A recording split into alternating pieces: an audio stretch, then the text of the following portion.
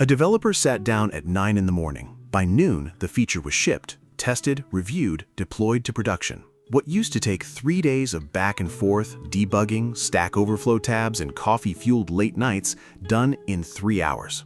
The developer didn't work faster. The developer worked differently.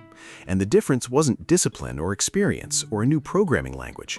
It was the tool sitting quietly next to the code, understanding the entire code base, anticipating the next move, catching mistakes before they happened, and sometimes just writing the whole thing. We are living through the biggest shift in how software gets built since the invention of the internet, and the developers who understand what's actually happening right now, not in 5 years, not eventually, they are operating in a completely different league than the ones who haven't figured it out yet. This is everything you need to know. Before we go any further, if you want to stay ahead of where technology is actually going, hit that like right now, drop a comment below telling us if you're already using any AI tools in your workflow, and subscribe so you don't miss what we cover next. You'll want to be here for it. Let's start with the number that should make every developer stop and think.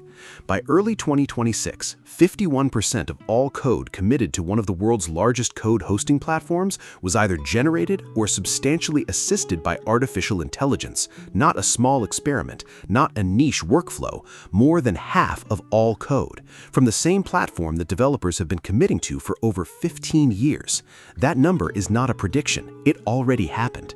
And here's the thing about that statistic that doesn't get said clearly enough. It doesn't mean half the developers were replaced. Global developer employment actually hit a new all-time high. What changed was the nature of the work. Job postings requiring experience with AI coding tools increased by 340% in a single year. Meanwhile, postings for pure implementation roles, jobs focused primarily on translating a specification into code line by line, declined. The market isn't replacing developers, it's changing what developers are expected to do. And the developers who adapted to that change are shipping more, earning more, and building things that would have been impossible to build alone just 2 years ago. To understand where we are, you need to understand where we came from, because the shift happened in distinct stages, and most people only know the first one. Stage 1 was autocomplete. You type a few characters and the AI suggests the next line. This is where most people's mental model of AI coding still lives. It's useful, it saves keystrokes, it's the equivalent of a very smart spell checker for code. But stage 1 was also limited in a specific way. It was reactive and local. It looked at what was directly in front of it, the current file, the current line, and made a suggestion. It had no understanding of what the rest of your codebase was doing, why certain decisions were made, or what breaking one function would do to 5 others 3 files away. Stage 2 was chat-based assistance. You open a side panel, describe a problem, paste some code, and get an answer. This was more powerful. You could ask architectural questions, get explanations of complex code, debug problems in conversation, but it was still fundamentally separate from your actual development environment. You were switching contexts constantly, code to chat, chat back to code, copy-paste, adjust, repeat. Stage 3 is where we are now, and stage 3 is categorically different from everything that came before. Stage 3 is agentic, and if you've heard that word recently without fully understanding what it means in practice, this is the part of the video to pay attention to. An agentic AI coding tool doesn't wait for you to ask it something. It doesn't suggest the next line. It takes a goal, a description of what you want to accomplish, and it figures out how to accomplish it on its own, across your entire codebase, with full awareness of how every file relates to every other file. You say, add user authentication to this application, and the tool reads your existing code structure, understands your database schema, identifies every file that needs to change, writes the changes across all of them simultaneously, runs your test suite, identifies what broke, fixes it, and hands you a complete diff, a list of every change made, ready for you to review and approve. This is not autocomplete. This is not chat assistance. This is a full-stack engineering collaborator that understands context, reasons about architecture, and executes across an entire system. And the benchmark scores that measure this kind of capability, real-world problem-solving on actual software repositories, have improved more in the last 12 months than in the entire 5 years before that. Now let's talk about the specific tools, because this is where most discussions get either too shallow or too biased. The honest picture is more interesting than the marketing. There are 4 categories of AI coding tools in 2026, and knowing which category you need is more important than knowing which specific tool to pick. Category 1, terminal agents. These run from your command line. You give them a task, they work independently against your repository, reading files, editing code, running tests, iterating. No IDE required, no GUI, just the agent and your codebase. Category 2, AI native editors. These are full code editors, built from the ground up with AI as a first-class citizen, not a plugin bolted on afterward. The AI has deep integration with the editor itself.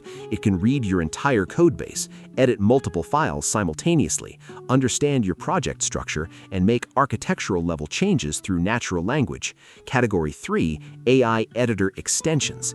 These live inside editors you already use, the most popular code editors in the world. They add AI capabilities without requiring you to change your environment. Less powerful than the dedicated AI editors in most cases, but frictionless to adopt. Category 4, cloud coding agents. These run entirely in the cloud, working asynchronously in the background. You describe a task, the agent spins up an environment, works on the problem, and returns results, sometimes hours later, without you present.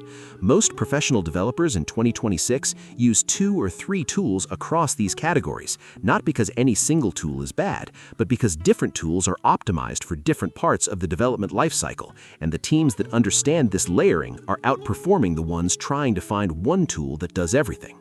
Let's go deeper on each category, because the details here reveal a lot about where this technology is actually headed. Terminal agents represent the most agentic approach available. You're not working with them in real time, you're delegating tasks to them and reviewing the results. The leading tool in this space has achieved benchmark scores on real-world software engineering tasks that would have seemed impossible 18 months ago.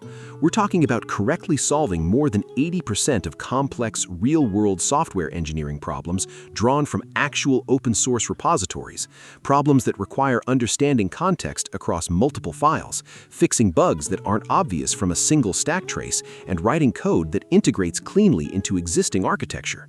What makes terminal agents particularly interesting is what they reveal about the future of developer work. When you're describing what you want rather than writing how to do it, when you're reviewing a diff rather than writing the code line by line, your role shifts from implementer to architect. Your judgment, your taste, your understanding of what the system should do and why, these become more valuable, not less. The agent handles the mechanical translation from intent to implementation. If you've used one of these tools and been disappointed, there's a specific reason, and understanding it tells you more about how to succeed with them than any list of features will. The most common failure is context collapse. Every AI coding tool has a limit on how much information it can hold in memory at any one time.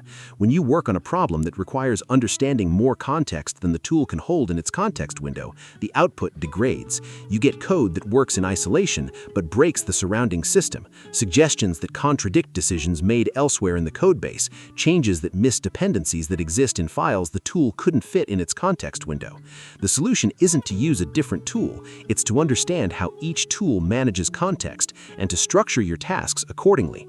Large agentic tasks, full feature implementations, major refactors benefit from tools with the largest context windows. Focused, targeted tasks, fix this specific function, write tests for this module, work well even with tools that have tighter context limits.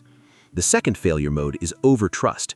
Developers who get impressive results from AI coding tools in their first week sometimes make a specific mistake. They stop reviewing the output carefully. The AI produces code that looks right and runs correctly in the happy path, but has subtle issues in edge cases, security handling, or error states. The tools don't tell you this. They produce confident output regardless. The developer's job is not just to accept or reject what the AI produces, it's to review it with the same critical attention they'd give to a junior developer's pull request. Not more skepticism, not less, just appropriate professional scrutiny. Now let's look at the broader picture of what this is doing to the software industry, because the individual productivity story is only part of it. Global developer employment hit a new all-time high in 2026. The feared displacement didn't happen, but the nature of the work changed substantially. Software development velocity, how quickly a team can ship working, tested, and production-ready code, has increased dramatically. The teams with the best AI tooling are not shipping twice as fast as before. In some categories, they are shipping 4 or 5 times as fast. This is creating a bifurcation. Companies that have invested in AI tooling, built workflows around it, and trained their engineering teams to use it effectively are compressing timelines that used to take months into weeks. Companies that haven't adopted yet are not moving at the same pace. The gap between them is widening every quarter. For individual developers, the calculation is even more direct. A survey of job postings from early 2026 shows that experience with AI coding tools is now listed as a requirement or strong preference in nearly a third of all software development job postings. That number is growing.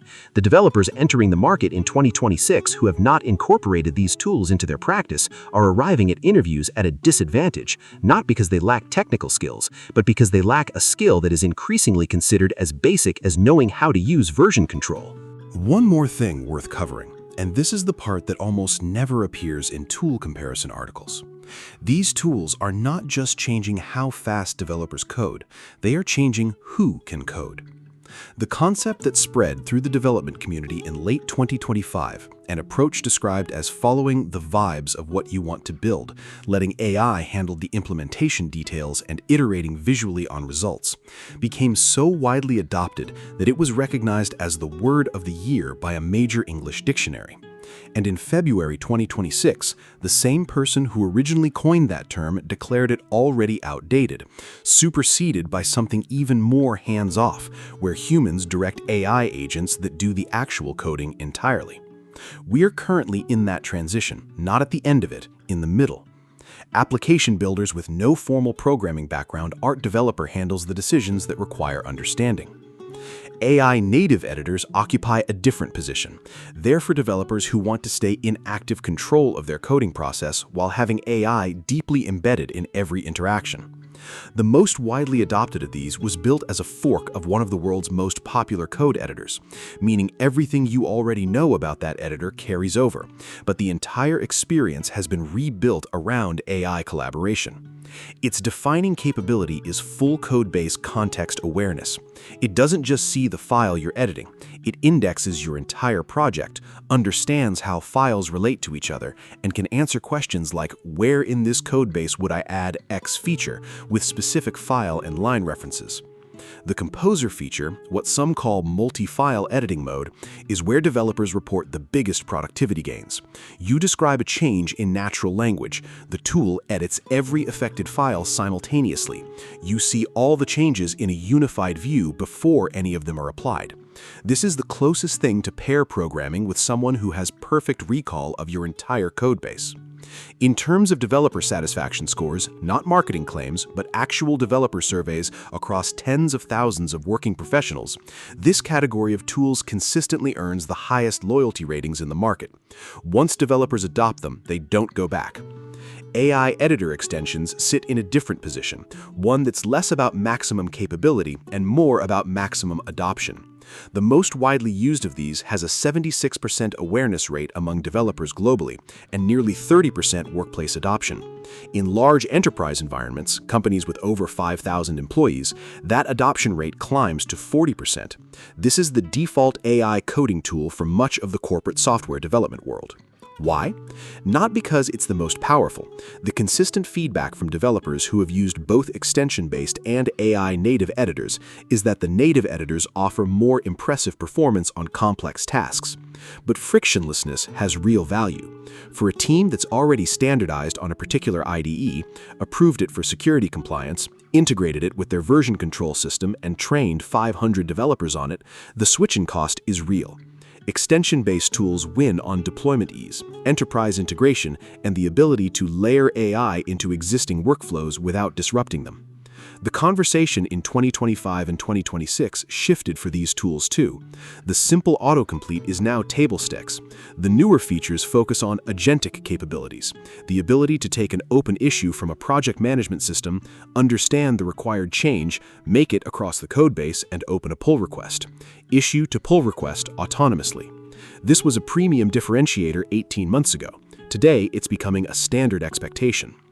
Here's something worth sitting with for a moment, because it changes how you should think about choosing a tool. The gap between the best and the sixth best AI coding tool in 2026 is smaller than it has ever been. A developer using an open-source terminal agent with a third-party AI model, spending $3 to $5 a month on usage, gets genuinely useful AI assistance that would have seemed impossible 2 years ago. The tools that charge $20, $50, or $100 a month offer real additional capability, better reasoning on complex tasks, faster responses, more context window, more reliable multi-file editing. But the fundamental capability, AI that understands your code and can help you build faster, is no longer gated behind expensive subscriptions. This has an important implication for developers who are still watching from the sidelines. The barrier to entry is the lowest it's ever been. The cost of not adopting is the highest it's ever been. Let's talk about what no one mentions in these kinds of roundups, the failure modes. Because if you've tried any of these, you know they function. Functional tools are being shipped every day by developers using AI coding assistants. Junior developers are producing output that previously required senior engineers. Senior engineers are working at a scale and speed that previously required entire teams. And teams with strong AI tooling are operating with a leverage that simply wasn't available before. This doesn't mean coding skills are worthless. The opposite is true. The developers who understand what the AI is doing, who can review its output critically, catch its mistakes, guide it towards correct architectural decisions, and recognize when it's confidently wrong, those developers are more valuable than ever. The AI amplifies judgment. It doesn't replace it. So, where does this leave you? If you're a developer who hasn't yet built a serious workflow around AI coding tools, the gap between your productivity and the developer who has is real and measurable. Not because you're less skilled, because you're using a narrower set of instruments for the same job. The tools exist across every price point, every editor preference, every team size, and every technical environment. The learning curve is not steep. The productivity gains are not marginal. If you're not a developer but you work with software teams, understand systems, or make decisions about technology, the shift happening in your engineering team right now is faster and more fundamental than most non-technical leaders realize. The outputs your team can produce, the timelines they can commit to, and the leverage they operate with are all changing. Understanding the tools driving that change is part of understanding your business. The software industry is not becoming less important. The knowledge of how to write code is not becoming less valuable. What's changing is the pace at which good ideas can become working systems, and the tools that set that pace are here. They're accessible, and the gap between the developers using them and the ones who aren't is growing every month. The transition is not coming. It already happened. The only question left is how quickly you recognize it.